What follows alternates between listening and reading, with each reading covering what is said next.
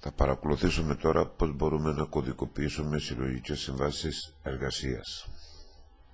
Αρχικά, ορίζουμε τη συλλογική σύμβαση εργασίας από την οθόνη την οποία φαίνεται στο σχήμα αυτή τη στιγμή.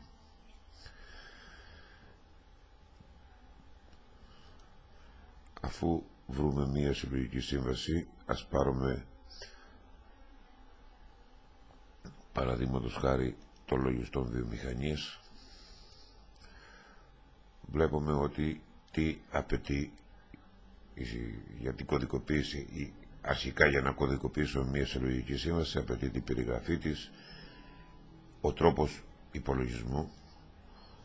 Θα δούμε πώς κωδικοποιείται αυτός ο τρόπος υπολογισμού, εάν αφορά κάποιο μισθολογικό κλάδο, τυχόν παρατηρήσεις που θέλουμε να κάνουμε και τι κωδικοποιούμε, τις ειδικότητες ή τα επιδόματα τα οποία αναφέρονται μέσα στη συλλογική σύμβαση, τη συγκεκριμένη συλλογική σύμβαση. Το ίδιο επίσης γίνεται και με τις γραμματικές γνώσεις. Παραδείγματος χάρη, αναφέρει ότι πτυχίο ΑΕΗ, πτυχίο ΚΑΤΕ Παύλα ΤΕΗ, ξένη γλώσσα. Τα κωδικοποιούμε. Αυτά είναι εκείνα τα οποία θα βάλουμε και στο κύριο αρχείο του εργαζόμενου. Όταν συνδέσουμε τον εργαζόμενο με αυτή τη συλλογική σύμβαση. Το ίδιο και εδώ που είδαμε ειδικότητες, μας αναφέρει η σύμβαση για προϊστάμενο λογιστηρίου, αν έχει γνώσεις ηλεκτρονικού υπολογιστή, αν είναι ταμείας εισπράκτορας, αν παίρνει νοσοκομειακό επίδομα κλπ. Άρα, για να μπορεί κάποιος παραδείγματος χάρη να πάρει το νοσοκομειακό επίδομα το οποίο λέει η σύμβαση, αναγκαστικά θα πρέπει να το έχουμε δηλώσει και σε επίπεδο εργαζομένου. Αφού λοιπόν φτιάξουμε το αρχικό μέρος της σύμβασης που βλέπουμε εδώ,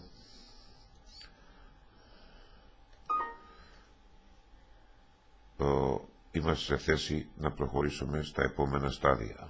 Πρωτού πάμε σε αυτά, βλέπουμε ότι εδώ έχει ανάψει ένα κουμπί το οποίο λέει εξαγωγή ή εισαγωγή σε άχη. Με τη βοήθεια της λειτουργίας αυτής μπορούμε να πάρουμε μία ή περισσότερες ή όλες τις συλλογικές συμβάσεις, να τις βγάλουμε σε ένα αρχείο άχη και μετά να τις εισάγουμε σε μία άλλη εταιρεία ή σε μία κοινή βάση δεδομένων. Αφού λοιπόν έχουμε ορίσει τη σύμβαση, το επόμενο στάδιο είναι να ορίσουμε την κλίμακα της συλλογικής σύμβασης. Ανάλογα πώς είναι διατυπωμένη η σύμβαση, μπορούμε, αφού επιλέξουμε τη σύμβαση, να πούμε κάθε επίδομα, εφόσον, μάλλον για κάθε επίδομα το οποίο αναφέρεται ο υπολογισμός του σε κλίμακα, θα πρέπει να το ορίσουμε εδώ. Δηλαδή, για παράδειγμα, εάν πάρουμε τη σύμβαση των λογιστών βιομηχανίας, εκείνο το οποίο υπολογίζεται από κλίμακα είναι ο βασικός μισθός. Εάν δώσουμε μεταβολή, βλέπουμε ότι εδώ έχουμε την ιστορικότητα της σύμβασης, δηλαδή κάθε φορά που μεταβάλλεται η κλίμακα εμείς ορίζουμε νέα όρια και φυσικά οι προηγούμενες γίνονται μη ενεργές και έχουμε πάντα την τελευταία ενεργή, άρα έχουμε και την ιστορικότητα της σύμβασης σε αυτό το σημείο. Στη συνέχεια η κλίμακα κάτω μας λέει πως θα ψάξουμε. Ο τρόπος ψαξίματος είναι με κλιμάκιο, εφόσον ορίζεται κλιμάκια στη σύμβαση αυτή, που σημαίνει ότι το κλιμάκιο αυτό είναι και στο επίπεδο εργαζομένου, με συνολική προϋπηρεσία, με υπηρεσία,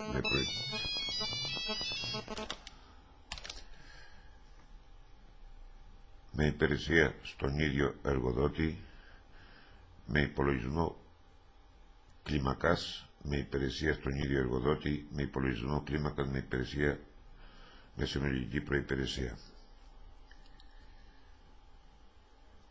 Το σύστημα έχει τη δυνατότητα, τα δύο τελευταία μέρη μας λέει, αναφέρονται στο ότι το σύστημα έχει τη δυνατότητα να μπούμε σε μία κλίμακα και ανάλογα με το είδος που θα πέσουμε να μας πάει σε μία άλλη κλίμακα. Δηλαδή, με λίγα λόγια, έχουμε τη δυνατότητα επαναληπτικού υπολογισμού με κλίμακα. Δηλαδή, η μία κλίμακα ανάλογα με το τι αποτέλεσμα θα βγάλει να μας παραπέμπει σε μία συγκεκριμένη κλίμακα. Αυτό παράδειγμα το χάρη συμβαίνει για την κωδικοποίηση της σύμβασης των οδηγών.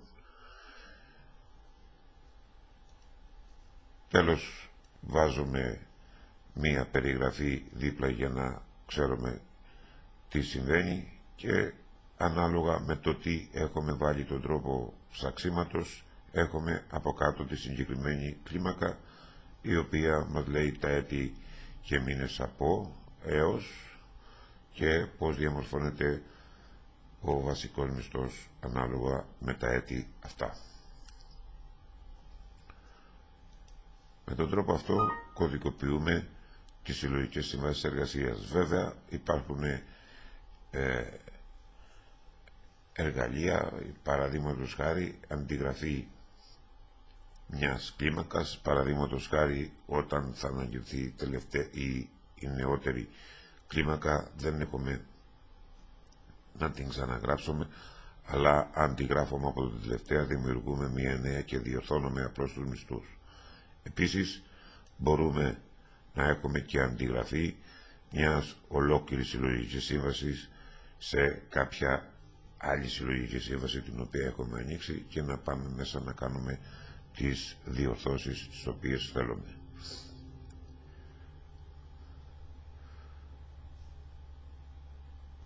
Αφού κωδικοποιήσουμε και τις κλίμακες των συμβάσεων, το επόμενο το οποίο έχουμε να κάνουμε είναι να κωδικοποιήσουμε τον τύπο με βάση τον οποίο θα γίνει ο τελικός υπολογισμός της σύμβασης. Για παράδειγμα, εάν πάρουμε την ίδια σύμβαση, έχουμε ορίσει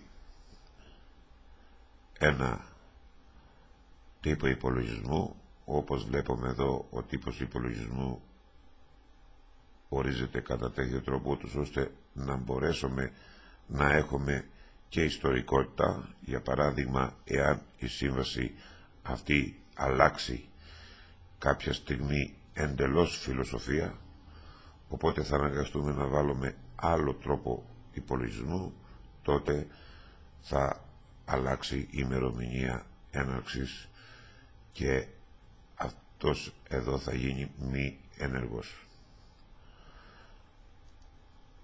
Όπως βλέπουμε, ένας τύπος υπολογισμούς αποτελείται από μία σειρά εγγραφών.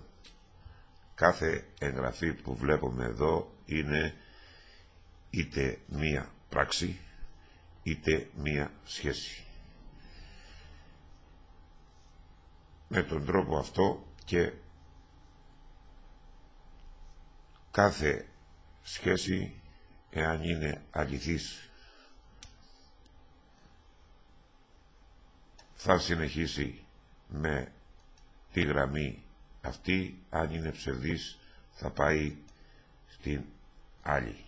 Εάν πρόκειται για πράξη, τότε ο επόμενος θα είναι τύπος υπολογισμού, είναι η επόμενη γραμμή.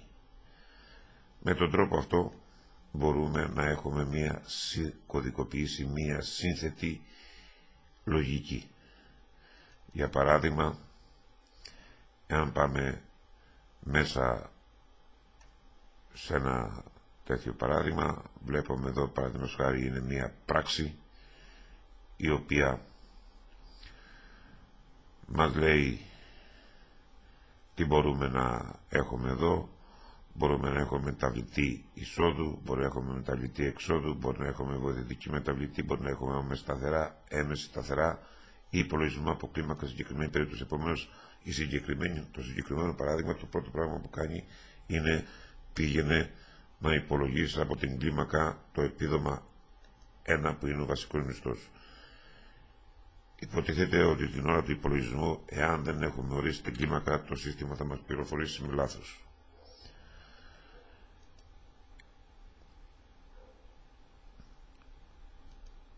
Κατά τον ίδιο τρόπο, λόγω χάρη, εάν πάμε εδώ βάλουμε μεταβλητή εισόδου, τότε θα δούμε ότι εδώ σαν μεταβλητή εισόδου έχουμε όλες αυτές τις πληροφορίες. Εάν βάλουμε μεταβλητή εξόδου, τότε έχουμε τα επιδόματα, δηλαδή αυτά που αναφέρονται στο μισθολόγιο. Βοηθητική μεταβλητή είναι οι μεταβλητές τις οποίες ορίζουμε εμείς για να τις έχουμε κατά τη διάρκεια των υπολογισμών στη συνέχεια διαθέσιμες. Άμεση σταθερά είναι μία σταθερά την οποία πληκτρολογούμε αμέσως εδώ, δηλαδή είναι μία σταθερά η οποία δεν μεταβάλλεται ποτέ,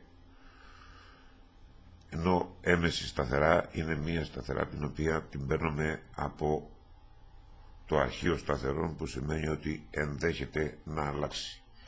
Για παράδειγμα, εάν κάπου χρησιμοποιούμε ότι θέλουμε να κάνουμε διαίρεση δια το 100 λόγου, για παράδειγμα, επειδή υπολογίζουμε ένα ποσοστό, το 100 αυτό δεν αλλάζει ποτέ, ενώ το συγκεκριμένο ποσοστό είναι μεταβαλλόμενο, διότι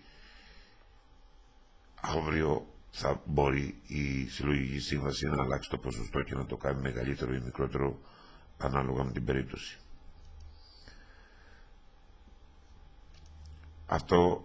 Με αυτόν τον τρόπο μπορούμε να κωδικοποιήσουμε μια συλλογική σύμβαση. Βέβαια, ένα τύπο υπολογισμού, μια συλλογική σύμβαση. Βέβαια και εδώ, εάν έχουμε φτιάξει ένα τύπο και μια άλλη συλλογική σύμβαση έχει παρεμφερεί λογική, τότε μπορούμε να κάνουμε αντιγραφή του τύπου αυτού και να έχουμε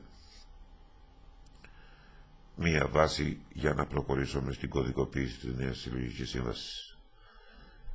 Βέβαια εδώ έχουμε κάνει μία παραδοχή για διευκόλυνση δικιά μας ότι ο αριθμός της συλλογικής σύμβασης αποτελεί και κωδικό του τύπου υπολογισμού, ούτως ώστε να υπάρχει ευκολότερη απομνημόνευση. Στη συνέχεια, όπως κατά τον ίδιο τρόπο μπορούμε να ορίσουμε και τις σταθερές. Για παράδειγμα, εάν αναζητήσουμε για τη σύμβαση 1140 των λογιστών, θα δούμε ότι εδώ έχουμε ορίσει διάφορες σταθερές, οι οποίες βέβαια δεν αλλάζουν από έτος σε έτος, αλλά ενδεχομένως σε βάθος χρόνου να μεταβληθούν. Παραδείγματος χάρη, το ποσοστό οικογενειακού επιδόματος, το ποσοστό επιδόματος τέκνων, πλήθος παιδιών για επίδομα και διάφορα άλλα που βλέπουμε εδώ.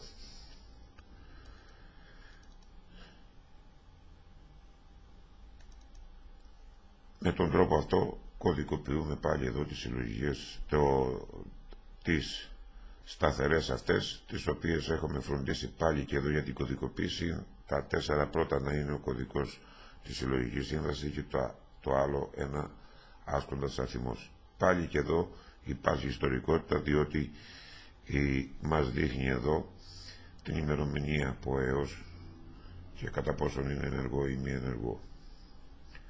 Πάλι και εδώ μπορούμε να έχουμε εξαγωγή σε αρχείο αρχή με σκοπό τη μεταφορά των σταθερών αυτών από εταιρεία σε εταιρεία. Αφού έχουμε κωδικοποιήσει κλπ, μπορούμε πολύ εύκολα να κάνουμε και έλεγχο κατά πόσον η κωδικοποίηση αυτή ευσταθεί. Για παράδειγμα, εάν πάρουμε τον εργαζόμενο τον οποίο ξέραμε, μας βγάζει τη συλλογική σύμβαση. Βέβαια μπορώ κάλλιστα να επιλέξω και κάποια άλλη σύμβαση την οποία θέλω να εφαρμόσω στα στοιχεία του συγκεκριμένου εργαζόμενου, και με την ανάκτηση το σύστημα αμέσως μας υπολογίζει το μισθολόγιο όπως ακριβώς μας το βγάζει ο τύπος, και έτσι να ελέγξουμε κατά πόσον αυτό είναι σωστό ή λάθος και να εφαρμόσουμε τη σύμβαση στη συνέχεια. Μπορούμε να εκτυπώσουμε τη συλλογική σύμβαση, μπορούμε να εκτυπώσουμε τους τύπους υπολογισμού, μπορούμε να εκτυπώσουμε τις σταθερές. Τέλος, υπάρχει επιλογή μισθολογική ορίμαση υπαλλήλων. Τι σημαίνει μισθολογική ορίμαση υπαλλήλων? Οι υπάλληλοι οι οποίοι ακολουθούν μια συγκεκριμένη συλλογική σύμβαση, αυτό το πρόγραμμα μπορούμε να το τρέχουμε κάθε μήνα και να μας δείχνει ποιοι έχουν, για ποιους υπαλλήλους μπορεί να μεταβληθεί το μισθολόγιο, και βέβαια αυτό θα συμβεί λόγω, παραδείγματος χάρη, ορίμασης, δηλαδή λόγω του ότι έχει συμπληρώσει κάποια τριετία, κυρίως γι' αυτό. Για παράδειγμα,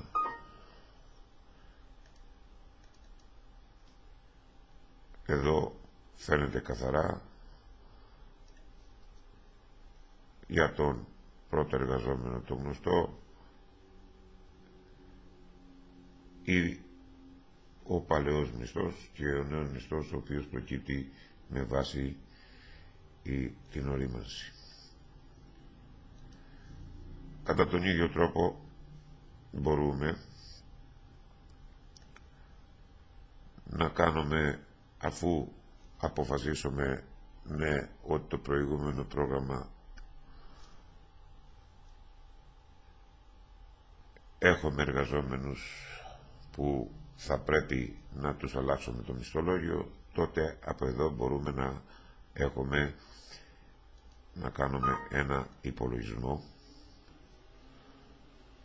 Το σύστημα με τον υπολογισμό αυτό έχει δημιουργήσει ένα αρχείο στο οποίο έχει κρατήσει τον παλαιό μισθό και τον νέο μισθό. Εφόσον κάνουμε έλεγχο της κατάστασης αυτής, τότε το σύστημα με την ενημέρωση μισθολογίου τι θα κάνει? Θα πάει να αντικαταστήσει τον παλαιό μισθό με το νέο στο κύριο αρχείο εργαζομένων, και έτσι από εκείνη τη στιγμή και μετά εφαρμόζεται το νέο μισθολόγιο. Βέβαια, σε περίπτωση που για κάποιο λόγο μετανιώσουμε, μπορούμε και να έχουμε επαναφορά του προηγούμενου μισθολογίου, και γι' αυτό και η ημερομηνία αυτή υπολογισμού είναι μια κρίσιμη ημερομηνία την οποία πρέπει να θυμόμαστε, αν και βέβαια κάθε φορά με διπλό κλικ μπορούμε να αναζητήσουμε και να δούμε ποια ήταν η τελευταία ημερομηνία που έχουμε κάνει αυτόν τον υπολογισμό. Με τον τρόπο αυτό αντιμετωπίζεται το θέμα των συλλογικών συμβάσεων. Εφόσον λοιπόν κωδικοποιήσουμε τις συλλογικές συμβάσεις εργασίας που θέλουμε και συνδέσουμε με τους εργαζόμενους, τότε το σύστημα είναι πλήρως αυτόματο και το μόνο πράγμα που έχουμε να κάνουμε είναι να ενημερώνουμε κάθε φορά που μεταβάλλονται οι συλλογικές συμβάσεις εργασίας.